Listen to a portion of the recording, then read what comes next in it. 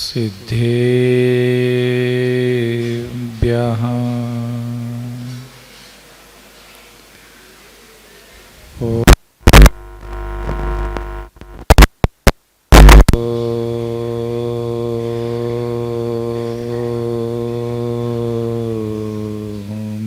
नमः सिद्धेभ्यः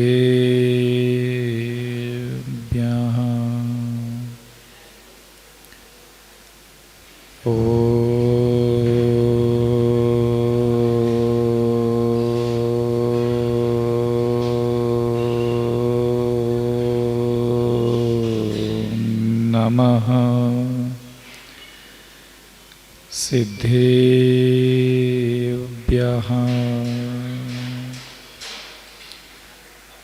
आदिनाथ भगवान की, पार्श्वनाथ भगवान की, आचार्य गुरुवर श्री विद्यासागर जी मुनि महाराज की, आचार्य श्री समय सागर जी मुनि महाराज की, निर्यापक श्रमण मुनि पुंगव सुधा सागर जी मुनि महाराज की, अहिंसा परमो धर्म की। ईश्वर को दयालु, करुणावान, महागंभीर समझता है और ऐसे लक्षण उस ईश्वर में पाए जाते हैं और किसी भी ईश्वर में अनंतांत गुण विद्यमान जब है ही, तब कौन सा ऐसा भूमंडल का गुण होगा जो उनमें नहीं होगा। ईश्वर के अंदर उन अनंत गुणों को मैं नमस्कार करता हूँ कि उनकी शुद्ध चेतना में जो गुण विद्यमान है वह सारे गुणों का स्वामी मैं स्वयं बन जाऊं।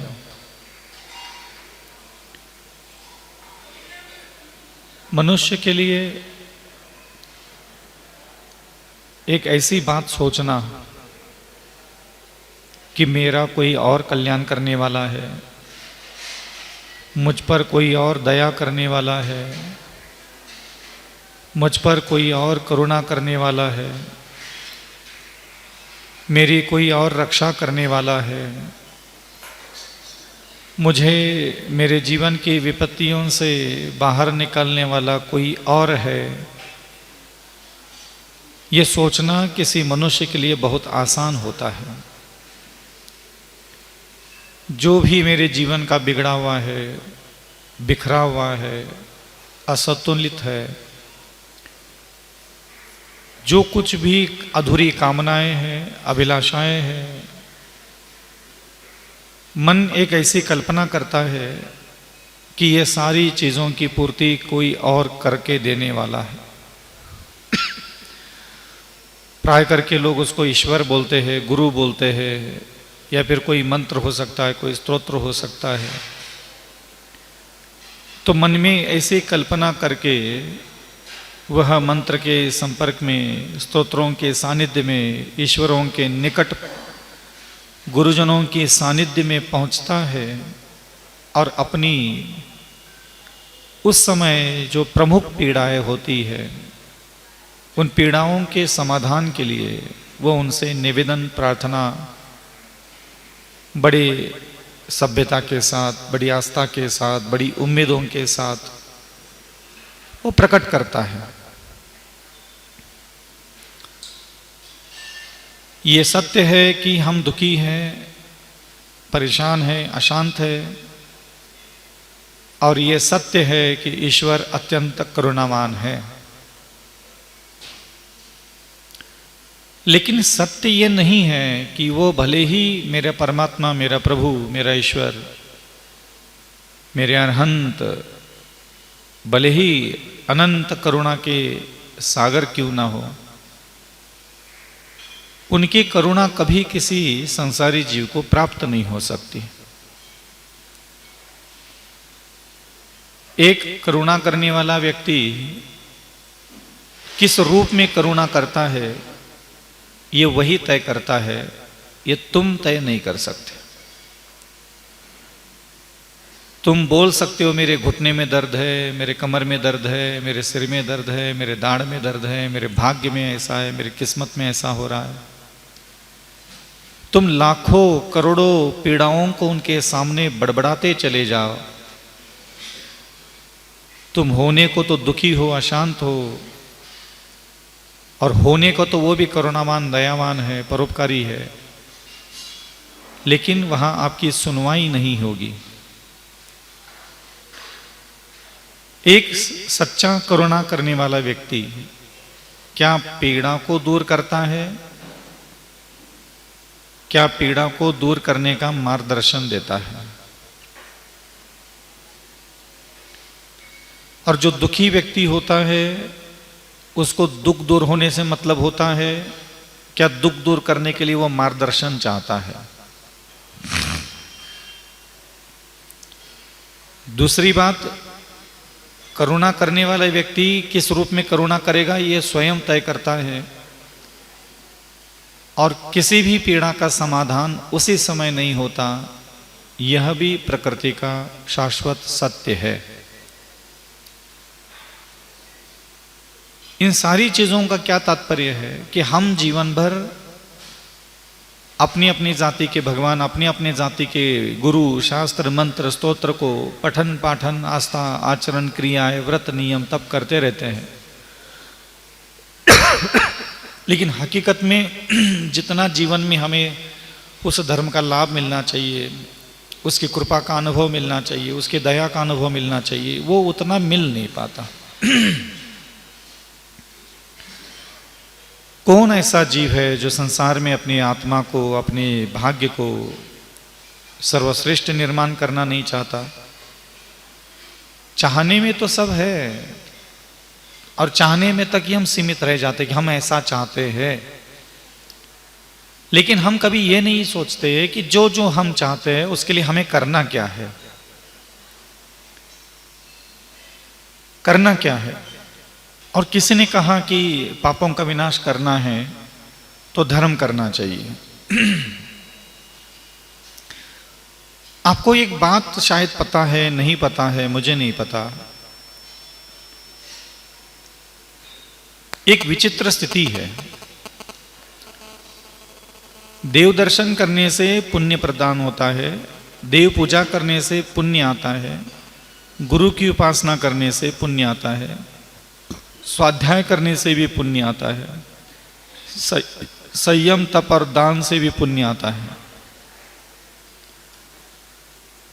लेकिन जो आप पुण्य कमा रहे हो वो आपकी इच्छाओं को कभी पूर्ण नहीं कर सकता।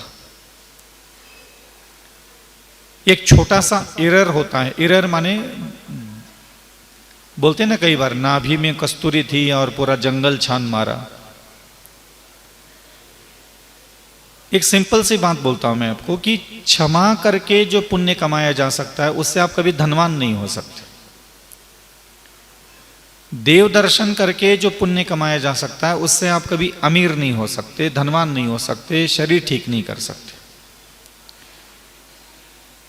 आपको ये जानना चाहिए था कि देव दर्शन करने से क्या प्राप्त होता है, दया करके जो पुण्य कमाया है वो पुण्य क्या फल देता है, विनय करके जो पुण्य कमाया है वो पुण्य क्या फल देता है, ब्रह्मचर्य की साधना कर ली उसके द्वारा जो पुण्य आता है वो क्या फल देता है, आचौर्य व्रत का पालन करने से जो पुण्य आता है वो पुण्य क्या फल देता है, और अहिंसा करके जो पुण्य अर्जन होता है वो पुण्य क्या फल देता है। पुण्य को हमने समग्र शक्ति का नायक बना दिया। मतलब पुण्य कमाना है और पुण्य से हम चारों दिशाओं में 10 उंगलियां घी में डूबते हुए देखना चाहते हैं, कभी देख नहीं पाओगे, स्वप्न में कभी नहीं देख पाओगे। औषधि दान से जो पुण्य प्राप्त होता है उस पुण्य से शरीर की जो पौद्गलिक वर्गनाएं हैं, शरीर की जो हमारा ढांचा है, उसका सहनन है, उसका संस्थान है, उसकी रोग प्रतिकारक क्षमता है, उस हड्डी का जो एक बंधन है, खून मांस में निरोगता है, वो प्राप्त हो सकती है। आप अगर औषधि दान दे करके अपने घर में व्यापार बढ़ते हुए अगर देखना के सपने देखोगे तो ये संभव नहीं है। यहां हम गलती करके बैठ जाते हैं। दूसरी गलती, एक पूछने की आदत पड़ी है, कौन सा ज्यादा दान देने से कौन सा ज्यादा पुण्य आता है, सर्वश्रेष्ठ दान कौन सा होता है, सर्वश्रेष्ठ क्रिया, सर्वश्रेष्ठ साधना बताओ, सर्वश्रेष्ठ मंत्र बताओ।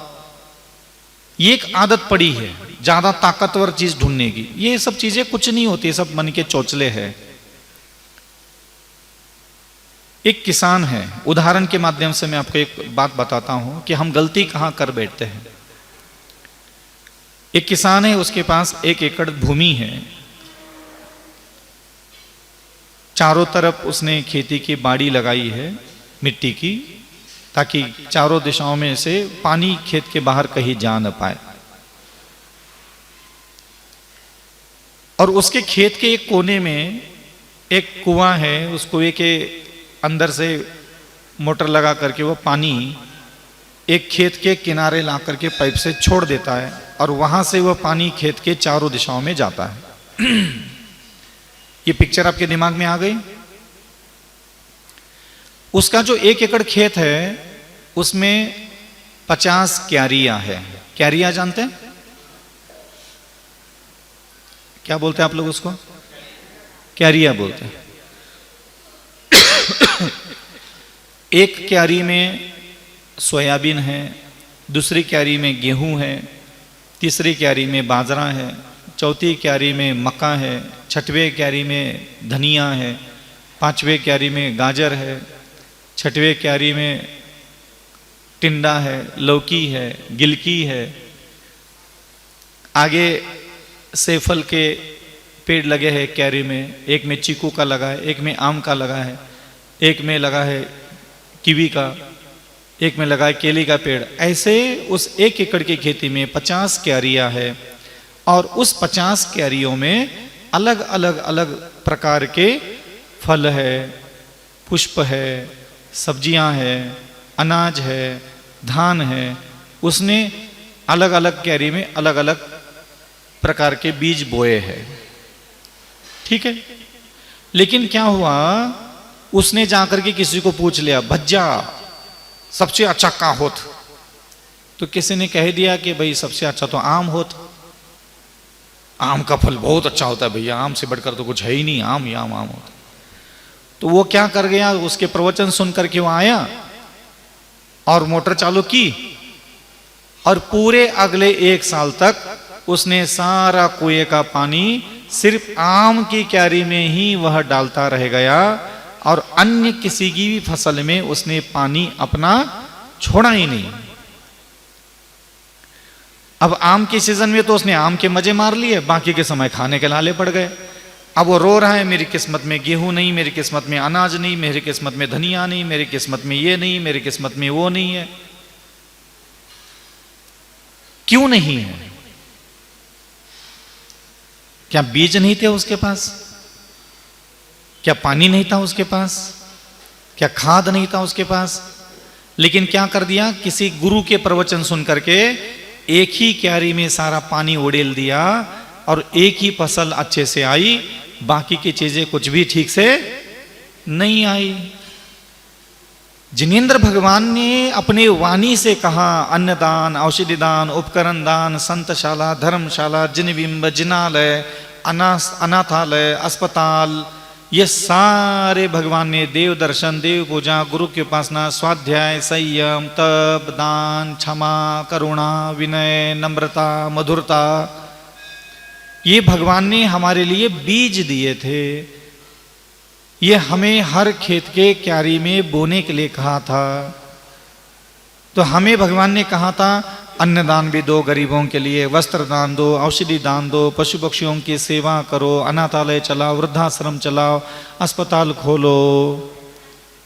तो कितने प्रकार के भगवान ने उपदेश दिया, लेकिन हमने फिर महाराज को क्या पूछा, महाराज सबसे अच्छा दान का होत।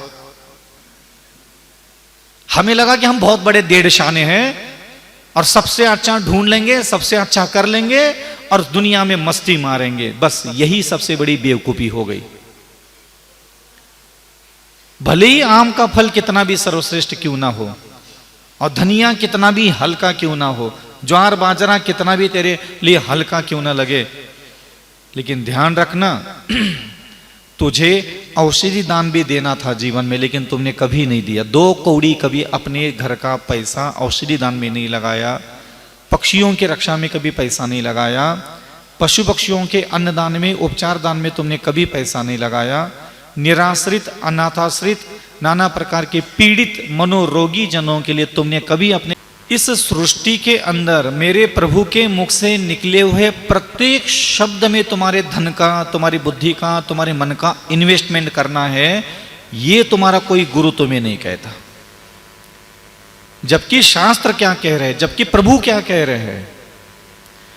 तुम ऐसे प्रश्न पूछते हो कि सबसे बड़ा दान क्या है बताओ, सबसे अच्छा दान क्या बताओ। भगवान ने क्या बाकी के दान क्या टाइम पास करने के लिए बोला था?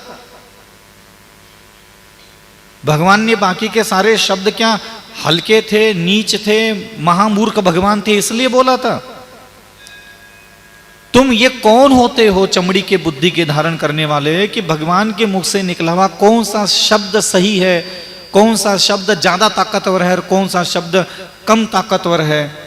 तुम्हारी ये पूछने की हिम्मत भी कैसे होती है? कैसे पूछ सकते हो तुम? क्या आपके भगवान आपको जो भी ज्ञान दे रहे हैं, क्या उन सारे ज्ञानों में कोई एक ज्ञान सर्वश्रेष्ठ है और बाकी का ज्ञान हल्का है? आप ये साधुओं के लिए पूछते भी हो और तुम्हारे गुरु महाराज तुम्हें बोल भी देते हैं जे वाला दान बहुत अच्छा होता है। कैसे बोल सकते हो तुम ये बात? भगवान के मुख से निकला हुआ प्रत्येक शब्द और उस शब्द का पालन करना, उसमें इन्वेस्ट करना हमारा कर्तव्य था, और हम वो सब छोड़ करके भगवान को दिया हुआ दान ही सबसे श्रेष्ठ होता है। ये तुम कौन होते तय करने वाले? मंदिर बनाना, प्रतिमा बनाना सर्वश्रेष्ठ होता है, ये कौन होते हो तुम तय करने वाले? और भगवंतों के मुख से निकले हुए बाकी के सारे शब्द ज्यादा महत्वपूर्ण नहीं होते, ये तुम कौन होते हो तय करने वाले? और इसीलिए तुमने पूरे जीवन भर, अभी भी आंख बंद करके यहां बैठो, बड़े बगुला भगत बन करके बैठ जाते हो, लेकिन ध्यान रखना, आप एक बार पलट करके देख लो, आपने पूरे जीवन में जितना भी दान दिया है वो कौन सी क्यारी में सबसे ज्यादा दान दिया है, और बाकी के क्यारी में आपका धन कभी इन्वेस्टमेंट हुआ ही नहीं है, तो बाकी की फसल भी तुझे खाने को कभी नहीं मिलेगी। आम के पेड़ में तुमने खाद डाला, पानी दे दी, और तुम कहते हो कि मेरे को गेहूं नहीं है, अनाज नहीं है, सब्जी नहीं है, फलाना नहीं है, मेरे गोड़े पिरार है। महाराज हम इतनी माला फेर ले, जितनी पूजा कर ले, जितना जाप कर ले, तुम जिस क्यारी में ज्यादा दोगे उस क्यारी की ही फसल खाने को मिलेगी। तुम गेहूं की क्यारी में फसल ज्यादा बोकर, पानी ज्यादा दे करके आम कभी खाने को नहीं मिल सकते, मिल ही नहीं सकते। इसलिए यहां चिंतन का यह विषय है कि जब आपके द्वारा ना पूर्व जन्मों में ठीक से कभी औषधि दान दिया गया, ना अन्नदान दिया गया, ना इस जीवन में कभी औषधि दान दिया गया, ना कभी ठीक तरीके से अन्नदान दिया गया, ना औषधि दान, फिर आप शरीर को स्वस्थ रखने की उम्मीद रखते ही क्यों हो? जब आम की क्यारी में आपने ज्यादा पानी छोड़ दिया, आम के मजे तो ले लो, लेकिन भरपेट खाना खाने को कभी नहीं मिलेगा। 3 काल में संभव नहीं है ये। और यही गलती हम करते हैं जीवन में, पलट करके कभी ध्यान रखना, ये प्रश्न मत पूछना कि कौन सा दान श्रेष्ठ होता है, कौन सा मंत्र श्रेष्ठ होता है, कौन सा भगवान, ये कभी नहीं पूछना चाहिए, क्योंकि भगवान के मुख से निकला हुआ कोई भी शब्द दूसरे शब्द से हल्का है ही नहीं, कम फल देने वाला है ही नहीं। ये जीवन को अनेकों प्रकार के सौंदर्यों से भरने के लिए भगवान ने अनेक प्रकार के बीज हमें दिए, और हमें कुआं भी दिया, कुएं में पानी दे दिया, और हमारा कर्तव्य था कि हम सिर्फ बीज भी भगवान ने दिए, खेत भी भगवान ने दिए, कुआं भी भगवान ने दिया, पानी भी भगवान ने दिया, लेकिन हमने अपनी नीच बुद्धि का इस्तेमाल करके ये सारे बीज जो हमें भगवान ने ज्ञान के दिया था, ज्ञान दिया था कि दया में दान दे दो, करुणा में दान दे दो, औषधि में दान दे दो, अन्न दान में दे दो, ज्ञान दान में दान दे दो, नाना प्रकार के दान देने की उन्होंने प्रेरणा दी हमें, लेकिन हमने अपने सारा धन इन मंदिरों में ही उड़ेलते रह गए।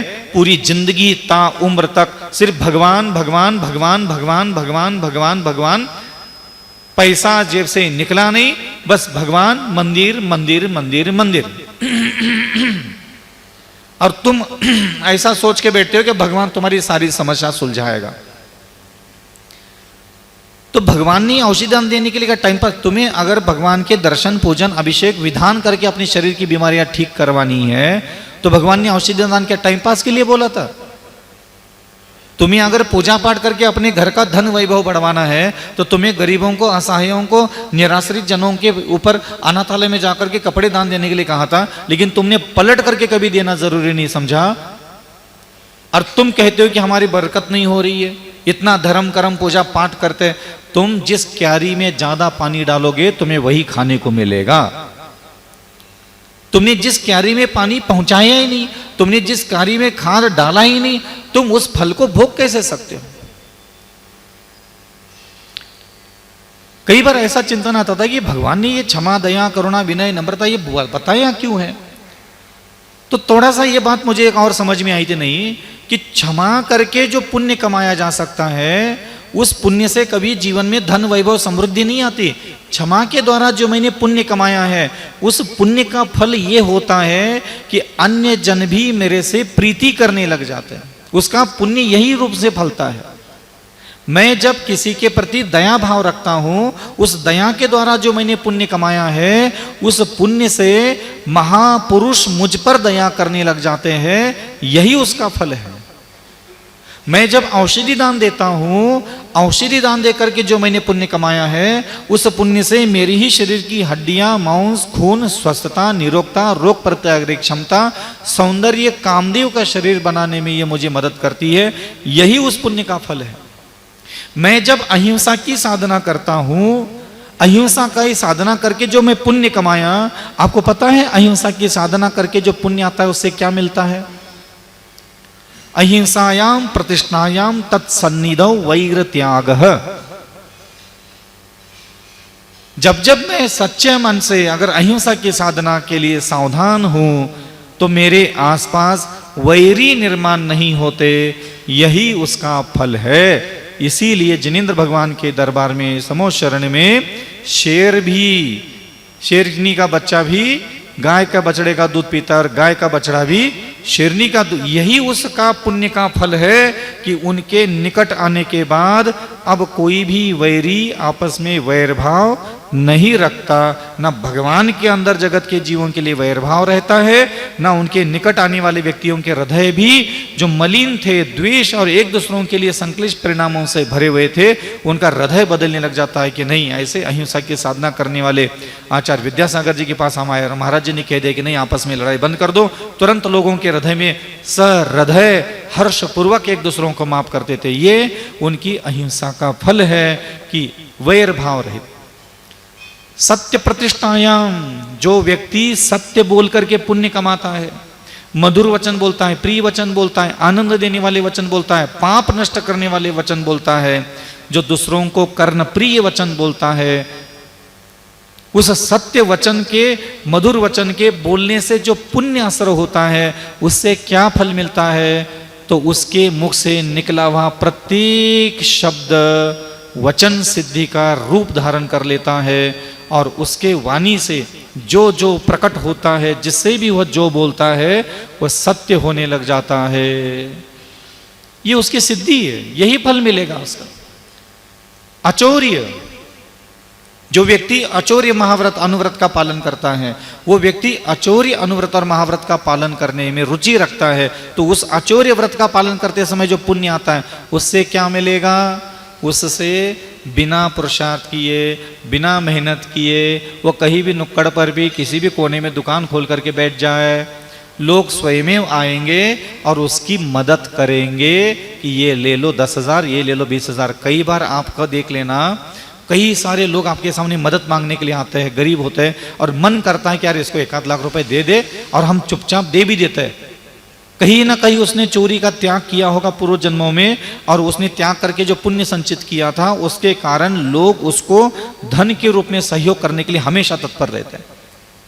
आज भी समाज में देख लेना, कई ऐसे 1-8 लड़का परेशान होता है, गरीब होता है, 4 लोग खड़े होते हैं, अरे यार इस लड़के को अपन को आगे बढ़ाना है यार, लड़का बहुत अच्छा है, सज्जन है, इसको अपन 1-2 लाख दे भी देंगे ना बेटा, अपने को दर्द नहीं होगा, दे देना चाहिए, देखते एक बार थोड़े इसका भाग्य चमकता है कि नहीं चमकता। अपना लाख भर डूब जाए चलेगा, लेकिन इसकी मदद जरूर करते हैं। आपके अंदर परिणाम होते हैं।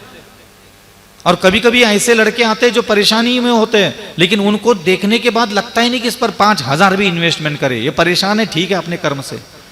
पंचायत कमेटी के सामने ऐसे हजारों मामले आते हैं, कई बार उनका खुद का ही मन नहीं करता। वो कमेटी दोषी नहीं होती, तुम्हारे कर्म दोष युक्त होते हैं। तुम गरीब तो हो, परेशान तो हो, असहाय तो हो, लेकिन सामने वाले व्यक्ति के सामने खड़े रहने के बाद उसके मन के वर्गनाएं तुम्हारे लिए हाँ बोलने के लिए तैयार नहीं, क्योंकि तुमने अचौर्य व्रत का पालन कभी पूर्व जन्मों में नहीं किया।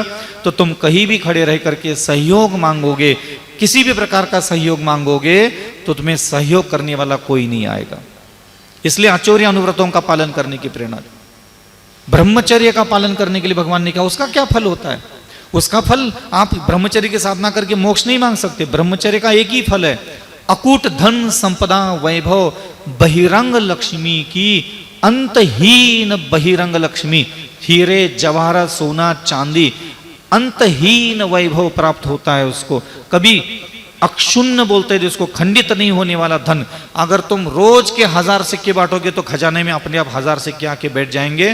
कहां से आएंगे, कहां से बरकत हो रही तुम्हें खुद खबर नहीं लगेगी, लेकिन बांटते चले जाओगे और वो खजाना कभी खाली नहीं होगा।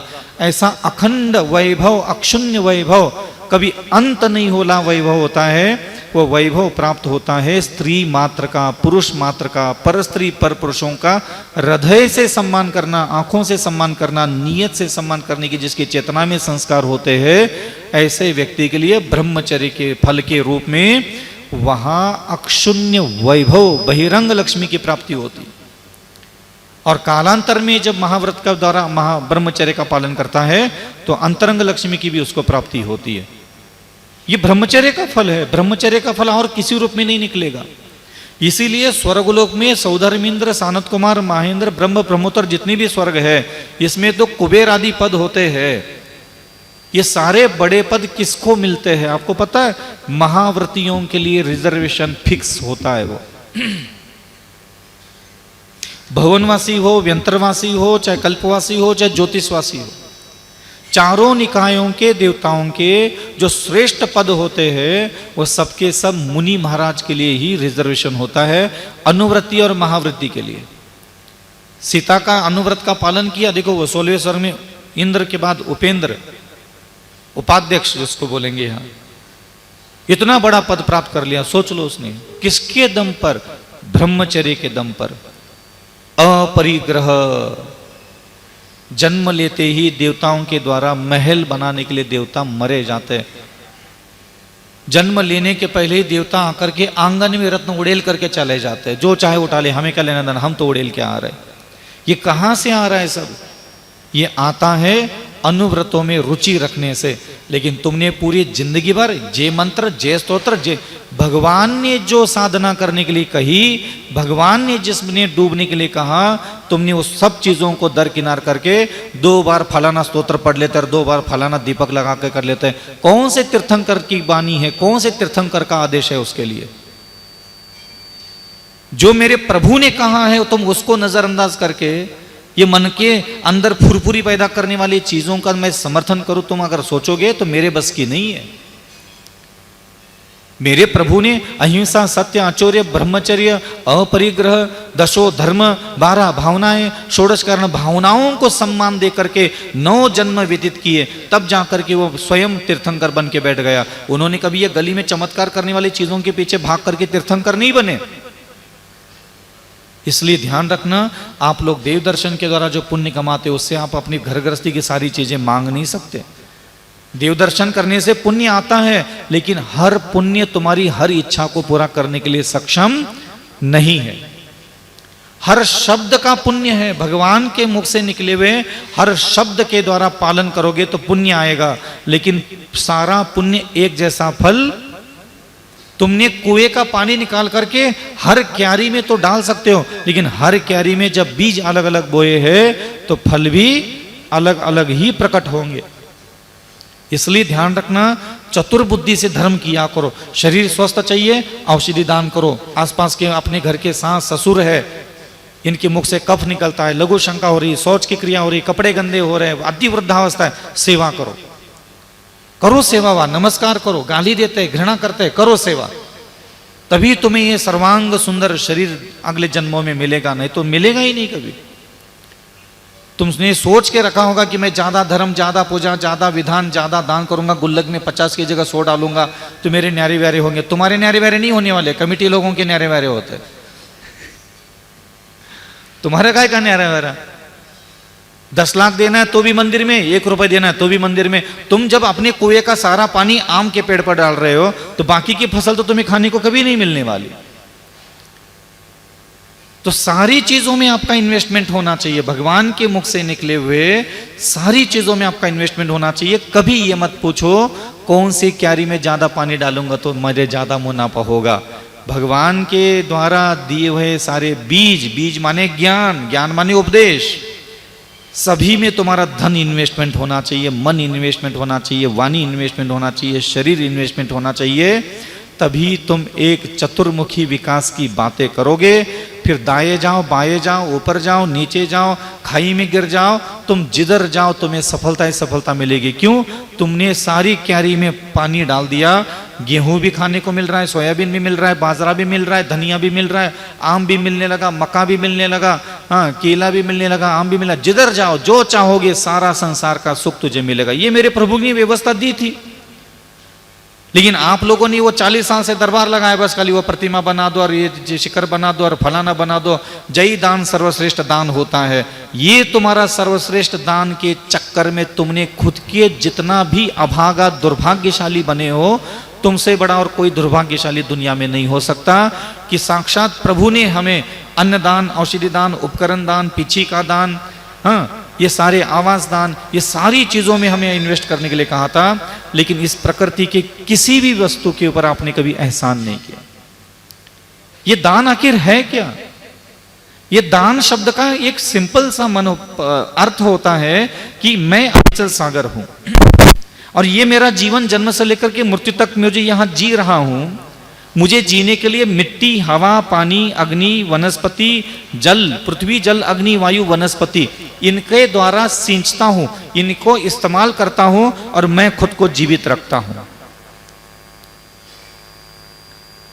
यहां बहुत सारे मनुष्य हैं, पशु पक्षी हैं जिनके साथ मैं रहता हूं और मेरे प्रभु कहते हैं कि तुम तेरे आसपास के जिन जिन चीजों को तुमने उपभोग किया है उसका ही दान करो। तुमने इस धरती से औषधि सींच ली, सींचे कि नहीं सींची? तुमने खुद को ठीक करने के लिए जड़ी बूटी औषधियों का सेवन किया है कि नहीं किया? भगवान कहते हैं औषधि दान दो, भगवान कहते हैं अन्न दान दो। तुमने अपने खुद के जीवन जीने के लिए मन भर अनाज रोज खा लेते हो, ट्रक भर अनाज साल भर का खा लेते हो। भगवान कहते हैं कि तुमने इस धरती से जो सींचा है वो वापस लौटाओ, अन्नदान के रूप में वापस लौटाओ उसको। तुमने यहां वनस्पतियों का, सब्जियों का उपयोग किया अपने भोजन के लिए। भगवान कहते हैं कि नहीं, तुम्हें वृक्षारोपण भी करना है, रक्षा करो प्रकृति की। यही तो अहिंसा धर्म है, वनस्पति का, एक जीवों की रक्षा करो। मुनि महाराज घास पर भी पैर नहीं रखते क्योंकि हम उसकी रक्षा करते। तो तुम्हें अनंत काल तक इस संसार में रहना है और जब जब रहोगे तुम्हें सोना, चांदी, हीरे, जवाहरात, जूते, चप्पल, कपड़ा, लत्ता, आखिर तुम ला कहां से रहे हो? इसी धरती से तो खींच रहे हो, इस भूमि से तो तुम ले रहे हो। यहां आसपास के सारे वनस्पति से कुछ ले रहे हो, कुछ अग्नि से ले रहे हो, कुछ पानी का इस्तेमाल कर रहे हो, कुछ हवा का इस्तेमाल कर रहे हो, कुछ अन्य सारी तत्वों का तुम उपयोग करते हो। भगवान कहते हैं उसमें से तुमने जिनको भोगा उस भोग में से तुमने कुछ वापस लौटाओ। जैसे जैसे तुम सोना ले लिया, हीरे जवाहरात ले लिए, कपड़ा ले लिया और तुमने वापस कुछ नहीं लौटाया, इस प्रकृति को क्या दिया तुमने? तो भगवान ने कहा चिटियों को दो, पक्षियों को दो, अन्य सारे पशु पक्षियों को दो, दीनहीन, लाचार, असहाय, ये धरती जिनको सुख नहीं दे पा रही है, ये धरती का सोना है, धरती में तुम सींच लिए हो। अविचल सागर तुमने सोना सींच लिया, 2 किलो है तेरे पास, उसमें से आधा किलो बेच दो, पैसा ले लो, और जिनके पास वैभव नहीं है उनको धन दो, उनको औषधि दो। इस प्रकृति ने जिनको औषधि नहीं पहुंच रही, जिनके पास अन्न नहीं पहुंच रहा है इस प्रकृति के द्वारा, अभागे है वो, खाने के लिए रोटी नहीं है, पहनने के लिए कपड़े नहीं है, औषधि नहीं है उनके पास खुद को ठीक करने के लिए। तो भगवान कहते हैं दे दो, क्योंकि तुमने कहां से निकाला, तुम्हारा है क्या, तुमने तो इस धरती से सींचा है पुण्य से, और जो पुण्य नहीं है उन तक तुम ये सब चीजें पहुंचाओ। तो तुम्हें धन, वैभव, समृद्धि, ऐश्वर्य भोगने के लिए नहीं दिया था, इस सृष्टि के प्रत्येक जीवात्मा पर दया करने मात्र के लिए धन वैभव दिया था, अन्य कोई भी उसका उपयोग था ही नहीं। तुम्हारे कुएं में भगवान ने इतने पानी भरा था ताकि तुम खेत के सारे क्यारी में पानी पहुंचा सको, लेकिन तुमने अपनी पत्नी में कितना पैसा इन्वेस्टमेंट किया, अपने काम वासना के लिए कितना पैसा इन्वेस्टमेंट किया, तुमने अपने मनोरंजन के लिए कितना पैसा इन्वेस्टमेंट किया, उनका मकान बनाने के लिए कितना इन्वेस्टमेंट किया, और कभी हमने औषधि, आहार, उपकरण, अन्य प्रकार के जितनी भी दान की व्यवस्था थी उसमें हमने कभी भी कोई इन्वेस्टमेंट नहीं किया। जब अगले जन्म में पैदा हो जाओगे तो राजा तो बन जाओगे इस पुण्य, पूजा पाठ करने से, पुण्य से, ऐसा नहीं कि पूजा पाठ करने से पुण्य नहीं आ रहा है, राजा महाराजा बन जाओगे, लेकिन औषधि दान नहीं दिया कभी तो लंगड़ा राजा, काना राजा, भेंगा राजा, लूला राजा, और एक आंख फूट गई राजा की, नाक टेढ़ी, ओठ टेढ़े, दांत एक तरफ भाग रहे, जीभ अलग से लपलपा रही है, ऐसा राजा, कुरूप राजा बनोगे तो चलेगा क्या? नहीं, ये तो पक्का है, देव दर्शन, देव पूजा, गुरु उपासना, स्वाध्याय, संयम, तप, दान करने वाले व्यक्ति राजा बनेगा, ये तो पक्का है, तुम तो बिल्कुल पक्का समझ लो तुम राजा बनोगे। लेकिन तुमने अन्नदान नहीं दिया तो तुम्हें प्रजा कर नहीं देगी, तुमने औषधि दान नहीं दिया ठीक से तो तुम लंगड़े राजा, लूले राजा, भेंगे राजा, बहरे राजा बनोगे, और कहाँ जाओगे तुम? नहीं, हकीकत तो क्या मतलब है, ऐसा थोड़ी ना। अविचल सागर जी है, अनेकांत के साथ प्रवचन होना चाहिए, मतलब एकांत नहीं कि बस खाली मैंने जो प्रोजेक्ट निकाला है उसी में तुम दान दे दो, कभी नहीं होना चाहिए। विवेक होना चाहिए हमारे पास, सारी सृष्टि के प्रत्येक तत्व तक हमारा दान पहुंचना चाहिए। खाली मंदिर मंदिर, भगवान भगवान, महाराज महाराज नहीं। मैं आपको इसलिए सावधान कर रहा हूं क्योंकि इसी चक्करों में आकर के आपने सारा जीवन एक ही कार्य में उड़ेल दिया। अब आप खात रही हो, जब पानी पहुंचा लो आचार्य प्रोजेक्ट में, सोना सागर जी के प्रोजेक्ट में, आशीर्वाद अविचल सागर से क्यों चाहिए? आशीर्वाद भी उताई से ले लो। अब तुमने गेहूं के क्यारी में पानी नहीं डाला और तुम गेहूं के क्यारी में आकर मुझे गेहूं दे दो, मुझे भूख लगी है, तो गेहूं के दाने तो यही बोलेंगे, पानी जब आम के पेड़ को पिलाया तो मेरी क्यारी में तुम्हारा क्या काम है? भज्जा उते जाओ, उते जाओ। तुमने जहां दान दिया है उसी से तुम्हें आशीर्वाद मांगना चाहिए, दे दिए तो ले लो, दूसरी जगह जाने की कोई जरूरत है ही नहीं। इसलिए ध्यान रखना गृहस्थों, आप लोगों को कभी यह नहीं सोचना चाहिए कि सबसे ज्यादा पुण्य कौन सा दान देने से लगता है, ये कभी सीखना मत। ये सबसे बड़ा जहर हो गया। क्यों? मैं अगर यहां बैठ करके बोलूं कि नहीं मेरा गौ अस्पताल बना रहा है उसमें दान दे दो, बहुत पुण्य मिलता है, बाकी सब ठीक है, बाकी नहीं, ये कभी शिक्षा नहीं होना चाहिए। जिनालय भी बने, जिनबिंब भी बने, धर्मशालाएं बने, संतशाला बने, सब बने, लेकिन ये कभी नहीं बोलना चाहिए कि इसमें ज्यादा होता है और इसमें कम होता है। ये कभी मत सीखना, ये कभी मत सीखना।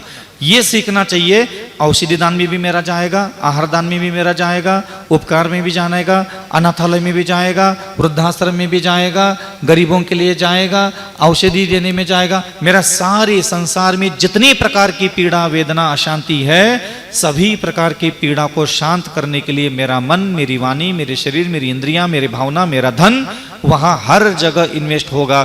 भले 5 रुपए दे दो, लेकिन सभी जगह इन्वेस्टमेंट एक जैसा होना चाहिए। ये ध्यान रखना। किसी भी क्यारी में आपने अगर कम पानी पहुंचाया तो वो फसल तुझे ही खाने को नहीं मिलने वाली। तुम्हें कोई अधिकार नहीं अब ये शिकायत करने का कि हमने इतना पानी पिलाया आम के पेड़ को तो आम का ही इसलिए कहावत आती है, जब बीज बोए बबुल के आम कहाँ से लाए। जब तुम कहते हो मेरे सामने सब श्रावक श्रेष्ठी आते हैं, बहुत तकलीफ में रहता हूँ मैं कभी कभी, महाराज शादी नहीं हो रही, महाराज व्यापार नहीं चल रहा है, महाराज घाटा हो रहा है, महाराज जी ऐसा हो रहा है। अरे गृहस्थ है, पीड़ा होती है, परिवार होता है उसके पीछे। वो गुरु को नहीं बोलेगा, भगवान को नहीं बोलेगा तो किसे बोलेगा। तुम बोलो नहीं बोलो मुझे इससे कोई फर्क नहीं पड़ता, लेकिन मेरे पास भी उसकी औषधि नहीं होती। किसी के पास भी मैं ज्ञान ही आपको दे सकता हूं, मार्गदर्शन दे सकता हूं। और इसीलिए मैं आपको यह ज्ञान दे रहा हूं कि आपको अगर संसार में सभी प्रकार का सुख भोगना है, माता का, पिता का, बंधु का, बंधुओं का, शरीर का, अन्न का, वस्त्र का, धन दौलत का सुख तो सारा भोगना है, लेकिन क्यारी में पानी डालना है बस। भगवान के मंदिर में गुल्लक, भगवान के लिए सोने का 10 किलो सोना, चांदी किलो सोना, 2 करोड़ सोना बेटा। और ऐसे लोग धर्मात्मा होकर के कभी कैंसर से मरे जा रहे हैं, कभी एक्सीडेंट हो रहा है, कभी किसी से मर जाते हैं, कभी किसी से मर जाते हैं। फिर लोगों को भी लगता है यार इतना धर्म किया, इतना पूजा पाठ करता था, इतना जाप करता था, फिर इसके साथ ऐसा क्यों हो गया।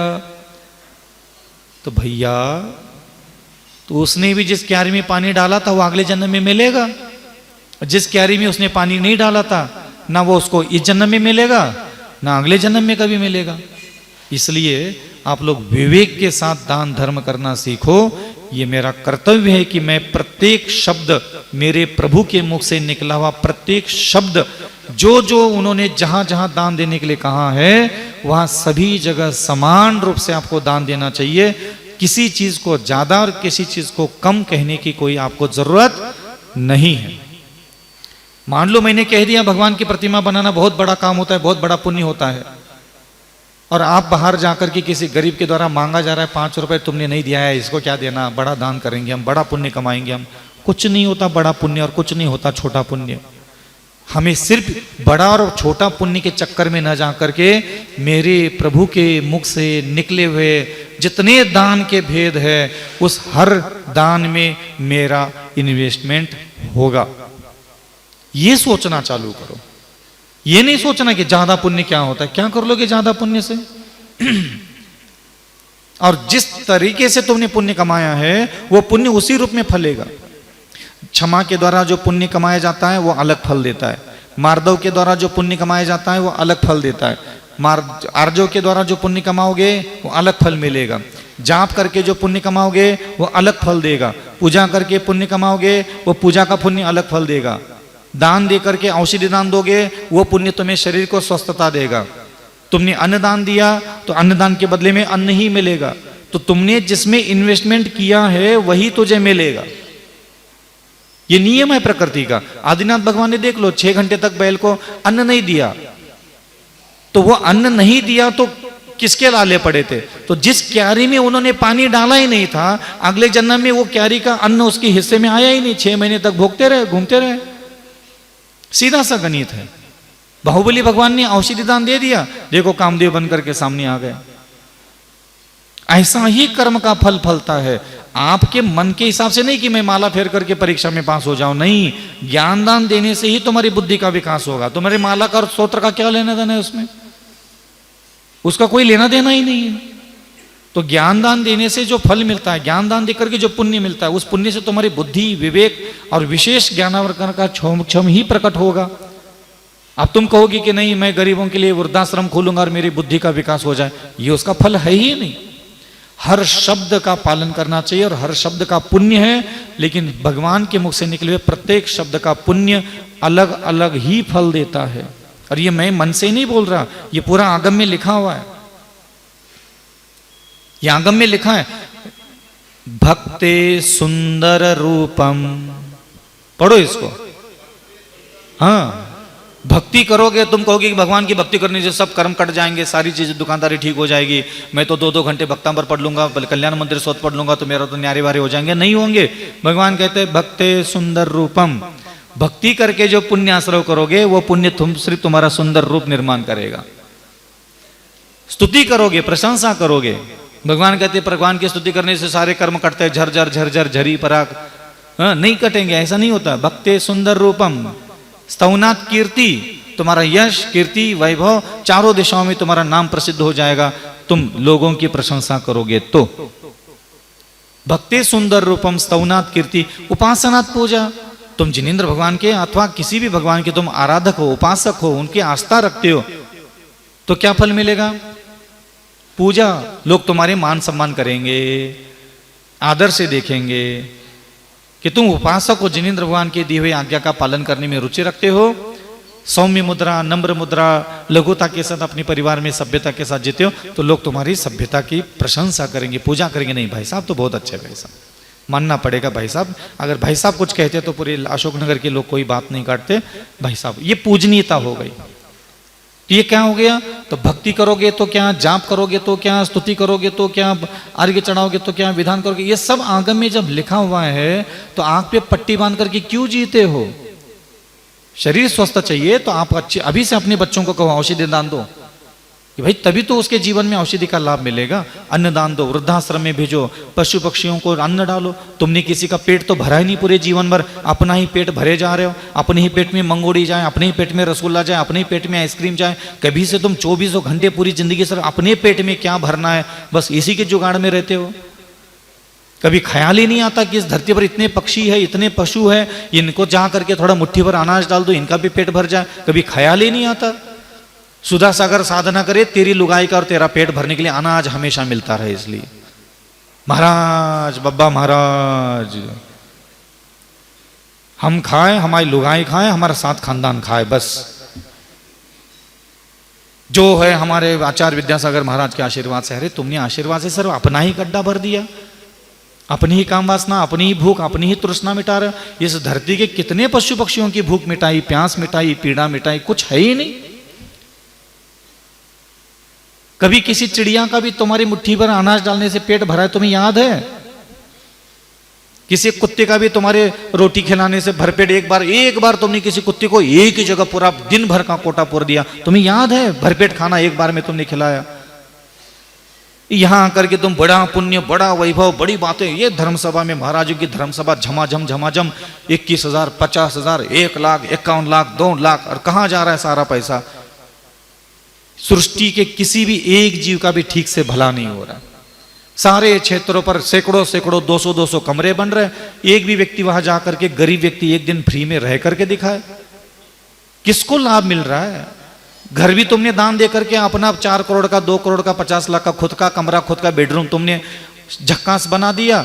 दान के नाम पर तुमने क्षेत्रों पर दान दे दिया, और क्या बनाया? खुद के लिए फिर वहां एक नया बेडरूम, खुद की लुगाई के लिए, खुद के बच्चे के लिए, सुसु पुट्टी करने के लिए अच्छा खासा टॉयलेट बाथरूम। मतलब घर में खाज मिट नहीं रही थी, तुमने कहा 5 लाख दान दे लो, और दान भी देकर के तुमने वहां खुद के सोने के, उठने बैठने, सुसु पुट्टी करने के लिए फिर झक्कास टाइल्स लगा करके धर्मशाला खड़ी कर दी। दान मैं कैसे कहूं कि तुमने दान दे दिया? तुमने खुद की जुगाड़ कर रहे हो तुम। दान वो होता है जिससे दूसरों का पीड़ा मिटे, दूसरों की वेदना शांत हो, दूसरों के जीवन में सुधार आ जाए। अभागा, जिस पर प्रभु कृपा नहीं कर रहा है, मंत्र कृपा नहीं कर रहा है, ईश्वर कृपा नहीं कर रहा है, जिस पर कर्म साथ नहीं दे रहा है, ऐसे संसारी जीव होते हैं। उन संसारी जीव को राहत मिलने के लिए भगवान ने दान का उपदेश दिया गया था। अपनी ही सुविधा में लगे हो तुम, और तुम कहोगे कि अविचल सागर जी तुम्हारी तारीफ करेगी, तुमने ये बना दिया। किसके लिए बनाया भाई? तुम अपने लिए बना रहे हो। वहां मंदिर भी बनाए, कौन से जानवरों के लिए बनाए? तुमने अपने लिए जुगाड़ कर रहे हो, तुम अपनी जुगाड़ कर रहे हो बस खाली, और कुछ है ही नहीं तुम्हारा। घर भी खुद के लिए बनाया, घर के अंदर टाइल्स फर्नीचर भी खुद का मनोरंजन के लिए बनाया, क्षेत्र भी बना दिए, क्षेत्र का विकास भी कर लिए, बहुत विकास हो गया। क्या विकास हो गया बताओ? हो गया बड़े बाबा का कुंडलपुर का मंदिर 5,000 करोड़ का हो गया, 10,000। हाँ, वहां जाकर के अब कौन क्षमा करने के लिए तैयार हो गया? कौन परस्त्री को बहन मानने के लिए तैयार हो गया? कौन अपने सारे विनय करने के लिए तैयार हो गया? कौन मृदु स्वभाव धारण करने के लिए तैयार हो गया? कौन परस्त्री सेवन करना, वेश्यालय में जाना नहीं जाऊंगा नियम लेने लगा? तुम तो वही के वही हो गया थोवन जी का विकास, बन गए कमरे, हो गया मंदिर, बन गया बाबा, बन गया बड़े बाबा, हो गए सोने के छत्र लग गए, सोने के भामंडल लग गए। तुम बताओ, मैं हीरे जवाहरात लगा दूंगा। कौन अशोकनगर का व्यक्ति है वो सारे करोड़ों के मंदिर देख करके अपनी वैरियों को क्षमा करने के लिए तैयार हो जाएगा? कौन विनय करने के लिए तैयार हो रहा है? कौन परस्त्री का सेवन करने के लिए, त्याग करने के लिए तैयार हो रहा है? तुम वही, तुम्हारे दुर्गुण वही, तुम्हारी हरकतें वही, तुम्हारे लक्षण वही के वही, और फिर तुम बोलते हो धर्म का विकास होगा। तुम समझो, तुम कहीं इन सारे जाल में फंस करके कहीं अपनी आत्मा का न दुर्गति न ले जाओ। अनंत काल से तो वैसे ही भटक रहे हैं हम। जैन कुल में आने के बाद हमें एक अवसर मात्र था कि हम आत्मा को थोड़ा सा पावरफुल बना दे, कुछ ऐसा अद्भुत चमका दे जैन धर्म के शिक्षाओं से। हम अपने ही जुगाड़ में लगे, कमरे में घुस जाते धर्मशालाओं के, गद्दा पल्ली बेड देखते, ऐसा थोड़ी ना होता है, व्यवस्था ही नहीं है। तुम अपनी व्यवस्था ने क्षेत्र को गाली देकर के तुम्हें वही थुवंजी में एक कमरा तुम्हें ठीक से नहीं दिया मान लो मैनेजर ने, वही क्षेत्र में जिंदगी भर नहीं जाऊंगा, तुम खुद गाली देकर के आ जाओगे। इतना तुम्हारा दिमाग बीमार हो गया है, अधर्म से भरा हुआ है। कहीं भी चले जाओ, खुद की सुसु, खुद की पोटी, खुद का कपड़ा, खुद का नहाना, खुद का सोना चांदी, गद्दा पल्ली की दान धर्म तुम्हारा इसी में चल रहा है। फिर घर बनाया था एक खुद के गली में, एक वहां के लिए बनाया। कौन सा गरीब किस क्षेत्र में फ्री में रह सकता है 8 दिन तक, बताओ, खाना खा सकता है? 10 लक्षण में अगर मैं 10 लोगों को भारत के किसी भी क्षेत्र पर तुम फोन करके परमिशन लेके दिखाओ मुझे कि मैं 10 लोगों को भेज रहा हूं, 10 दिन के कमरे फ्री, खाना फ्री देने के लिए कोई तैयार हो तो बताओ। अरबों अरबों रुपए तुम्हारे 2-2 खानदानों में इकट्ठा किया हुआ पैसा सारा तुमने क्षेत्रों के विकास के लिए खर्च किया। तुम्हें खुद नहीं पता तुम जा किस दिशा में रहे हो।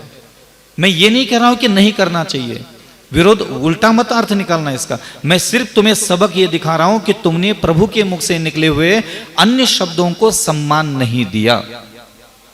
एक ही दिशा में नहीं होना चाहिए। एक ही क्यारी में ज्यादा पानी डालोगे तो इसमें मेरा कोई नुकसान नहीं है।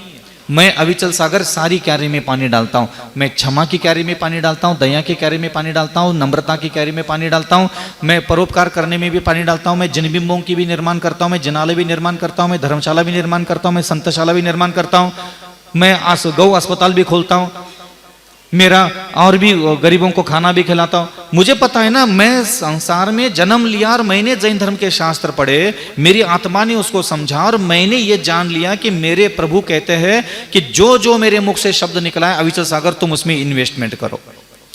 और मैंने ये भी देख लिया कि मैं अगर एक ही चीज में अगर मैं इन्वेस्टमेंट करूंगा, बाकी के फसल मुझे अगले जन्मों में खाने को नहीं मिलेगी। तो मैं अपना नुकसान क्यों करवाऊं? जिनेंद्र भगवान मिलने के बाद भी अगर मैं अपना मूर्खता के कारण अगर अपना नुकसान करवा लूं तो मुझसे बड़ा कोई भी बेवकूफ है ही नहीं दुनिया में। इसलिए सिर्फ एक दिशा में दान नहीं होता, चारों दिशाओं में दान दो। बगल में कोई आ रहा है मांगने के लिए दे दो। कुत्ते को खाना खिलाओ, सुअर को खाना खिलाओ, कौवे को खाना खिलाओ, चिटियों को खाना खिलाओ, गरीबों को दान दो। मैं ये नहीं कह रहा हूं कि कितना दो, इन्वेस्ट करो बस। गांव में कहीं वृद्धाश्रम चल रहा होगा, जाओ कंबल बांट के आ जाओ, बर्तन दे के आ जाओ, कोई पेन दे के आ जाओ, डायरी दे के आ जाओ। नहीं है कुछ पैसा देने के लिए, जाके घूम के आ जाओ, वहां लोगों को प्रेम दे के आ जाओ। प्रेम तो है कलेजे में, प्रेम तो है, जाओ दे के आ जाओ। जहां जहां काम सेवन करने को मिलता है वही प्रेम करना चाहिए, कोई नियम है क्या जरूरी धरती पर? जहां पैसा मिलता है वही प्रेम करना चाहिए, नियम है क्या? कुछ तो इन्वेस्टमेंट करो, कहीं तो कहीं लगे। जब देखो तो मैं जैनी सारे लोगों को कोई स्तोत्र में डूबा है, कोई मंत्र में डूबा है, कोई पूजा में डूब के लगा है, कोई आलू छोड़ रहा हो, कोई प्याज छोड़ रहा हो, कोई रात में छोड़ रहा हो, इतने छोड़ रहा हो, उतने छोड़ रहा हो, सुबह से शाम तक बस यही भगवान भगवान भगवान। इनके द्वारा दया परोपकार कोई, आप जाकर के किसी एक कुत्ते के बगल में बिठाओ और उनको बोलो, कुत्ते को, एक जानवर को बगल में बिठाओ और उसको कहो, भैया हमारा जिनेंद्र भगवान ना बहुत दयालु है और उसने दया करने के लिए कहा है, बहुत महान करुणा करता है, बहुत दया करने के लिए कहा है, बहुत उपकार करने के लिए कहा है, बहुत दूसरों की सेवा करने के लिए मेरे भगवान ने कहा है। तुम ये बात किसी जानवर को बताने के लायक भी हो? वो जानवर भी सुन लेगा तो हंसी आएगा, बेटा यही गली में इसी मोहल्ले में मैं 5 साल से रह रहा हूं, कभी ढूक करके तो तुमने नहीं देखा मुझे। जब आते जाते हो घूर के देख करके जाते हो, ऐसे कहीं काट न जाऊं, कहीं कांटा तो तुझे कभी है ही नहीं, फिर भी ऐसे ऐसे बच के निकलते मेरे बगल से। कभी तुमने पूछा मैं भूखा हूं, मेरी प्यास लगी होगी? किसको सुनाओगे तुम्हारा भगवान श्रेष्ठ है? या मंदिरों में धर्म सभा में बैठ करके तू वहां बैठा रहता है, मैं यहां बैठा रहता हूं, हम तुझे बोलते मेरा भगवान श्रेष्ठ है, तू वहां बैठ करके हो मेरा भगवान श्रेष्ठ है? किसको जाके बताओगे? बताओ ना। अशोकनगर के सारे भिखारियों को तुम बता सकते हो कि मेरा प्रभु बहुत महान है? अशोकनगर की किसी गरीब महिला के झोपड़ी में जाकर के तुम कह सकते हो कि मेरे प्रभु ने बहुत सेवा करने के लिए, बहुत मदद करने के लिए शिक्षा दी है? किसको जाके सुनाओगे ये बातें? हम बैठ करके तुम्हें सुना रहे और तुम यहां बैठ करके बस खाली हमें पैसा देते हो, कमेटी के लोगों को पैसा देते हो और घर जाते हो। हमने तो बहुत दान धर्म किए भाई साहब। ये बातें किसको बोलोगे कि तुम्हारा भगवान महान है? चोर चोर मौसरे भैया इधर बैठ करके दोनों भगवान के गाने गाए जा रहे हैं। ऊंट गधे की तारीफ करता है और गधा ऊंट की तारीफ करता है, ऐसी हालत है। मैं यहां बैठ करके बेहा इसकी तारीफ, तू वहां बैठ करके मेरी तारीफ। किसको सुनाओगे मेरे प्रभु क्षमा करने का उपदेश दे चुके? किसको सुनाओगे दया करने का उपदेश दे चुके? मेरे प्रभु ने करुणा करने के लिए कहा है। तुम धरती के किस इंसान को, किस जानवर को जा करके सुनाने के लायक हो? बता तो दो पहले। वो जिसको सुनाओगे वो खुद हंसेगा। कुछ कह रहा हूं समझ में आ रहा है आप लोगों को? नहीं, डांटने की परिभाषा है, लेकिन करेगा। इतनी चिंता होती कभी कभी आते हैं लोग हमारे पास, लेकिन मेरे पास नहीं है इतनी क्षमता। मेरे पास भी क्षमा है, दया है, करुणा है, लेकिन उससे तुम्हारा होने क्या वाला है बताओ ना। तुम पीड़ित जिस पीड़ा को लेकर के मेरे सामने आते हो, रात में नींद नहीं लगती कई बार। ऐसे ऐसे गरीब लोग, ऐसे ऐसे असहाय लोग अपने अपने जीवन में इतनी अशांति है, इतनी परेशानियों से घिरे हुए होते हैं, और मेरे पास कुछ भी नहीं है प्रभु का दिया हुआ। ना रिद्धि है, ना सिद्धि है, ना शक्ति है, ना देवता है, और है भी वो तुम्हारे पास जाने के लिए तैयार नहीं है कि तुम्हारी हरकतें ठीक नहीं है, तुम्हारा चरित्र ठीक नहीं है। दर्द के अलावा, तकलीफ के अलावा है क्या तुम्हारे पास? है क्या तुम्हारे पास? दर्द है इसलिए देवता आ जाए, तकलीफ है इसलिए प्रभु कृपा कर ले, दर्द है इसलिए स्तोत्र फल देने लग जाए। बस यही तुम्हारा गणित है ना जिंदगी जीते समय। एक दिन मैं भगवान के पास बैठा था ऐसे रोते रोते, क्योंकि आदत वही है अनंत काल की। देखा भी वही था, सीखा भी वही था। भाई परेशानी आ गई तो भगवान जी को बताओ। तो हम गए भगवान जी के पास। भगवान जी हम बहुत परेशान, बहुत दुखी, बहुत ऐसा वैसा, रो रहे थे, आंखों से पानी भी आ रहा था। तो भगवान क्या मेरी बातें सुन लेते हैं। तो 10-20 मिनट तक रोना खाना गाना सब हो गया, आंखों से पानी आना बंद हो गया। मैं भी थोड़ा सा पोछ पाछ करके बैठ गया वहां।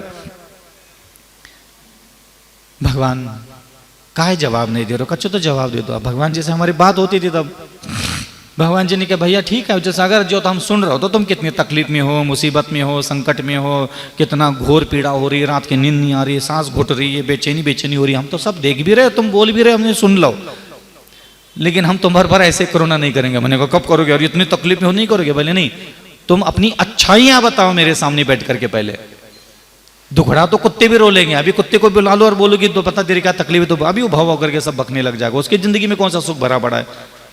तुझे अगर मेरी कृपा करुणा दया चाहिए, तुझे लगता है कि मैं तेरे सारे संकटों से बाहर निकालूं, तो पहले तुम अपनी अच्छाइयां मेरे सामने बैठ करके बोलो कि तुम्हारे अंदर तुम खुद कितने अच्छे हो, दुखी कितने हो, ये तो बता दिया तुमने। आसान होता है। कौन से बाप की हल्दी लग रही, फिटकरी लग रही है, मुंह उठा लिया और बक लिया, ये तकलीफ है, वो तकलीफ है, ऐसा हो रहा है, वैसा हो रहा है, ये तो कोई भी बोल देगा। अच्छाइयां बताओ थोड़ा सा। और आप विश्वास मानिए 6 महीने तक मैं भगवान जी के सामने बैठने के लायक भी नहीं बचा था। क्या अच्छाइयां बतूं मैं? उसके जात में पैदा हुआ, उसके कुल में पैदा हुआ, उसके व्रतों को धारण किया, महाव्रत धारण करके मुनि बन करके बैठा हूं, और मेरी जबान नहीं बोल पा रही थी कि मैं कितना क्षमा करवान हूं, मैं कितना विनयवान हूं, मैं कितना दयावान हूं, मैं कितना सरल स्वभावी हूं। मैंने तुम्हारे कहने से कितना पर स्त्रियों को बहन माना, मैंने तुम्हारे कहने से कितना पर पुरुषों को भाई माना। जब मैं उसको बोलने के लायक हूं